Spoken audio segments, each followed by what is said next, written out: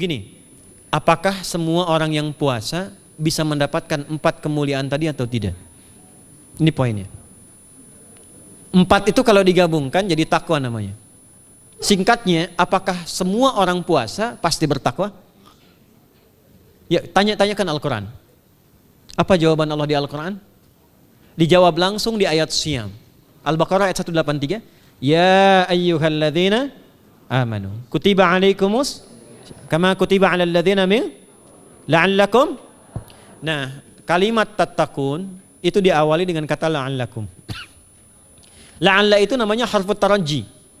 Saya ulang ya, di ilmu nahwu la'alla disebut harfu taraji. Al-Imam As-Suyuti berkomentar begini.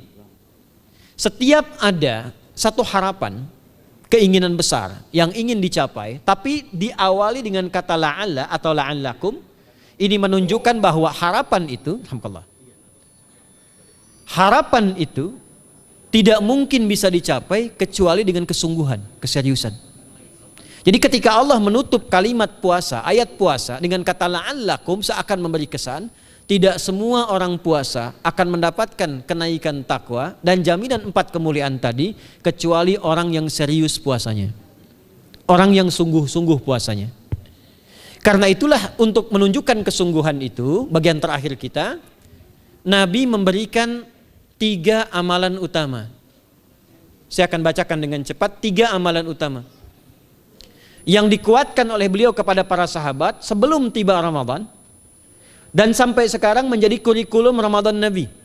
Jadi kalau ibu bapak ingin mengeluarkan kurikulum Ramadan Nabi, nanti bikin agenda saat Ramadan ya, supaya nggak pusing nanti kalau masuk hari pertama apa yang dikerjakan, hari kedua apa yang dikerjakan, subuh apa, siang apa, sore apa. Cuman nanti saya berikan 3 yang pokok ini. Ada 3. 1, meningkatkan sholat. Saya ulang ya, meningkatkan apa? Sholat. Kalau meningkat secara singkatnya berarti bertambah dari yang sekedar fardu, tambah dengan apa? Sunnah. Maka dari sekarang keluarkan semua jenis sholat-sholat sunnah. Keluarkan dari sekarang apa saja, siang dan malamnya. Yang rawatib ada berapa rawatib? Rawatib 12. Ya, rawatib itu yang melekat dengan sholat fardu dan menentukan untuk memperbaiki sholat fardu. Menambah, jadi kalau kurang khusyuk ditambah dengan sunnahnya disebut rawatib. Bisa sebelum, bisa setelah sholat fardu. Ada 12 dari hadis Nabi SAW. Man shalla isnatai asyrata rak'atan, siapa yang sholat 12 rakaat fi yaumin wa lailatin, yang mengiringi sholat fardu siang dan malam, ya bunyalahu bihinna baitun fil jannah, maka akan dibangunkan baginya satu rumah di surga kalau konsisten menunaikan 12 itu sampai meninggal dunia. Sahabat yang mendengar itu mengatakan kompak semuanya, sejak mendengar hadis itu kami usahakan istiqomah sampai meninggal tidak meninggalkannya. 12 itu 2 sebelum subuh, cepat. 4 sebelum zuhur, 2 setelah zuhur, 2 setelah maghrib, 2 setelah isya. 2 rakaat sebelum subuh, 4 rakaat sebelum zuhur. Kalau nggak bisa 4 rakaat karena terbatas waktunya, boleh 2 rakaat khusus untuk sebelum zuhur. Kalau nggak bisa 4, boleh berapa? 2. Dalilnya hadis Ibnu Umar radhiyallahu taala anhuma. Kata beliau, hafidtu asyra rakaatin, saya hafal 10 rakaat dari Nabi sallallahu alaihi wasallam salat sunnah. Maka menyebutkan sebelum zuhur 2 rakaat. Baik, jadi 12 ya, 2 sebelum subuh, 4 sebelum zuhur, 2 setelah zuhur, 2 setelah maghrib, 2 setelah isya. Ini yang disebut dengan rawatib. Jamak dari kata ratib. Di luar ini mutlak. Mutlak ini ada yang berdampingan dengan salat fardu, ada yang terpisah. Contoh yang berdampingan, 4 rakaat sebelum asar. 4 rakaat ini bukan disebut rawatib, tapi salat mutlak. Cuma waktunya berdampingan dengan salat fardu. Jadi dia nggak memengaruhi sholat fardu, cuma punya keutamaan sendiri. Apa keutamaannya? Hadis Ibnu Umar radhiyallahu taala anhuma, ketika beliau menyampaikan qala Nabi sallallahu alaihi wasallam rahimallahu ra'an shalla qabla al-asri arba'an. Allah akan menambahkan rahmat pada orang yang terbiasa sholat 4 rakaat sunnah sebelum sholat asar. Jelas ya? Baik. Kemudian apalagi setelah itu? Sholat di antara 2 adzan dan 2 adzan ini, adzan dan iqamah. Ya, di antara adzan dan iqamah. Tahiyatul masjid. Apalagi misalnya salat duha. Duha dibagi 3. Awal duha itu kurang lebih 1,5 jam setelah salat subuh. Subuh sekarang misal 4:30, maka jam 6 muncul awal duha. Namanya syuruk. Saya ulang, salat apa namanya? Syuruk itu salat awal duha. Jumlah rakaatnya 2 rakaat. Man shalal ghadata fil jama'ati thumma yaqudu yadhkurullah subhanahu wa ta'ala fa yusalli rak'ataini fakana alaihi ka ajri umratin wa hajjin, ya ka ajri ummatin wa hajjin tamatan. Siapa yang salat subuh 2 rakaat dengan berjamaah, ya, dan umumnya kalau berjamaah bisa ke masjid di masjid. Kalau tak mampu ke masjid, tunaikan di rumahnya. Setelah itu tidak beranjak dulu, dia duduk untuk berzikir kepada Allah. Zikir itu bisa baca Quran. Quran surah 15 ayat 9 itu Quran disebut dengan zikir. Quran surah 54 ayat 17, 22, 32, 40 itu Quran disebut dengan zikir. Bisa baca Quran, bisa berdoa. Doa disebut dengan zikir. Quran surah ke-7 ayat 205. Ya. Bisa dengan apa lagi? Bertafakur, ya, mengaji, ta'lim, itu disebut dengan zikir. Ali Imran ayat 190 191. Alladzina yadhkuruna Allaha qiyaman wa qu'udan wa 'ala junubihim wa yatafakkaruna fi khalqis samawati wal ard, ya, disebut dengan zikir. Bisa bertasbih. Zikir pagi petang, kalimat-kalimat thayyibah, ada itu di Quran surah ke-4 ayat 103. Jadi habis salat subuh zikir dulu. Doa dulu, zikir dulu, belajar dulu, tafsir dulu. Setelah itu muncul syuruk. Perjalanannya disebut isyraq, melewati masyrik, 1 tombak bayangan, dia salat 2 rakaat, itu pahala salatnya senilai haji dan umrah. Sempurna. Bukan sudah haji, bukan. Mau kemana? Ibu mau haji dulu? Tidak. Ya, hajinya nanti bulan Dzulhijjah. Tapi senilai haji dan umrah itu 2 rakaat. Awal duha disebut apa? Syuruk. Pertengahan duha sekitar jam 9 jam 10. Jumlahnya 2 sampai 4 rakaat. Ya, 2 sampai 4 rakaat. Apa fungsinya? 1, mengganti seluruh zikir yang ada dalam tubuh kita. Mata berzikir, telinga berzikir, lisan berzikir, bisa diganti dengan 2 rakaat duha. Itu waktunya pertengahan duha. Kurang lebih dari jam 8, 9, 10 lah, kurang lebih 3 jam itu, ya. Yang kedua, bisa menghambat atau menghentikan, menahan satu musibah umum. Misal ada kebanjiran nih atau macet nih. Orang-orang kena macet. Bapak yang biasa sholat duha pertengahan itu tiba-tiba ditolong oleh Allah, dibebaskan. Tiba-tiba ada orang datang, Pak lewat sini di sana macet. Atau dibimbing ada kontraflow. Itu manfaatnya duha tuh. Yang pertengahan. Yang terakhir adalah akhir duha. Sekitar jam 10 sampai jam 11 menjelang ke zuhur. Ya, akhir duha itu jumlahnya dari 2 bisa 4 sampai 8 rakaat. Di antara manfaatnya bisa mempermudah datangnya rizki dengan izin Allah Subhanahu wa taala ketika ikhtiar. Itu duha. Nanti ke malamnya silahkan tahajud, tingkatkan tarawihnya sampai ditutup dengan witir. Itu salat. 2 yang terakhir saya cepat, 2 yang terakhir adalah banyak berinteraksi dengan Al-Qur'an. Ada 3 caranya. 1, banyak membaca. Itu namanya qiraah. Silahkan Bapak Ibu siapkan dari sekarang, targetnya khatam misalnya 1 kali berapa juz? 30 juz. Kalau mau gampang bagi 30, berarti 1 hari berapa? 1 juz. Paling gampang lagi, supaya nggak capek ngajinya, supaya nggak capek, bagi 1 juz 5 waktu sholat.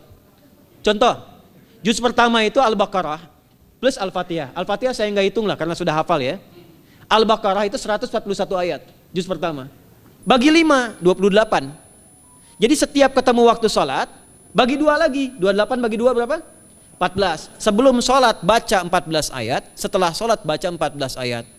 Itu 14 ayat tuh paling-paling gak nyampe 5 menit Bu Pak.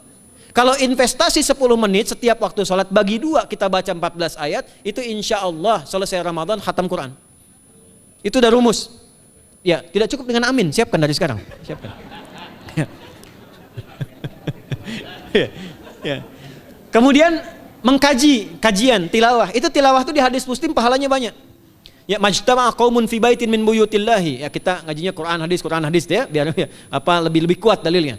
Majtama'a qaumun fi baitin min buyutillahi yatsluna kitaballahi wa yatadarasuna fima bainahum. Ya, siapa yang bisa tilawah Quran, ngaji, tafsir, keluarkan misalnya untuk Ramadan 10 hari saya pengen tahu Al-Fatihah. Itu ketika dilakukan punya 4 keutamaan.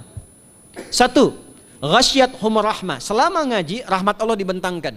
Kalau pengen doa cepat dikabulkan, kalau istighfar diampuni. Yang kedua, awas ini nazalat alaihimus sakinah, diberikan ketenangan dalam jiwa. Bapak Ibu pengen di rumah tangga nyari sakinah, isi dengan Quran di rumah.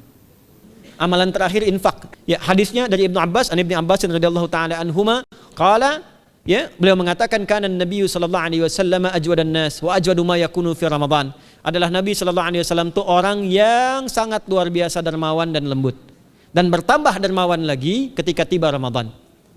Apa yang dilakukan Nabi? Mensupport sahabat, siapapun yang punya anggaran untuk infak, disiapkan sebelum Ramadan. Jangan berpikir banyak Bu. Yang penting ada anggaran, 30.000 nggak ada masalah. Setiap hari 1.000, tidak harus uang, makanan. Pernah dengar hadis ini nggak?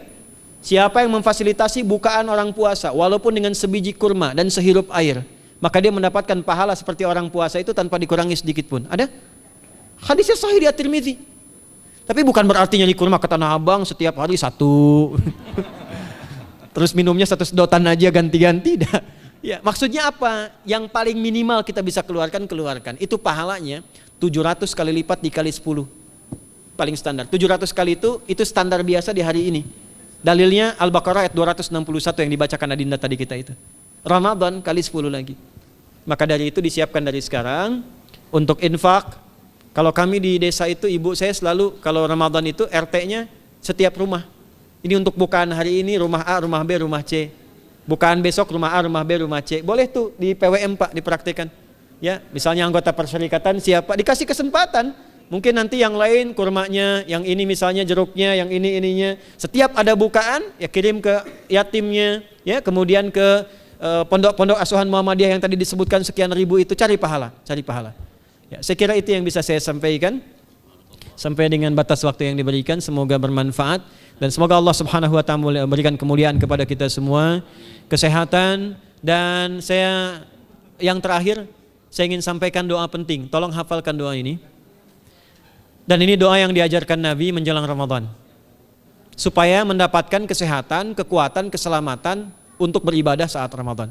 Hadisnya di At-Tirmidzi nomor hadis 3254. Qala, langsung saja qala Nabi sallallahu alaihi wasallam. Allahumma ahillahu alaina bil yumni wal iman wassalamati wal islam rabbi wa rabbukallah. Nah, itu tolong nanti dihafalkan, tadi sudah direkam, dibimbing. Nanti ketika ditetapkan masuk awal Ramadan, bacakan itu. Ya Allah, anugerahkan awal Ramadan kepada kami dengan ketenangan, kedamaian, kekuatan iman, keselamatan, sehat, nggak sakit sampai selesai puasanya, diberikan kekuatan untuk ibadah dalam keislaman dan diikhlaskan hanya karena Allah Subhanahu wa taala. Subhanakallahumma wa bihamdika nasyhadu an la ilaha illa anta nastaghfiruka wa natubu ilaik wa akhiru da'wana anil hamdulillahi rabbil alamin wal 'afu minkum fastabiqul khairat. Assalamualaikum warahmatullahi wabarakatuh.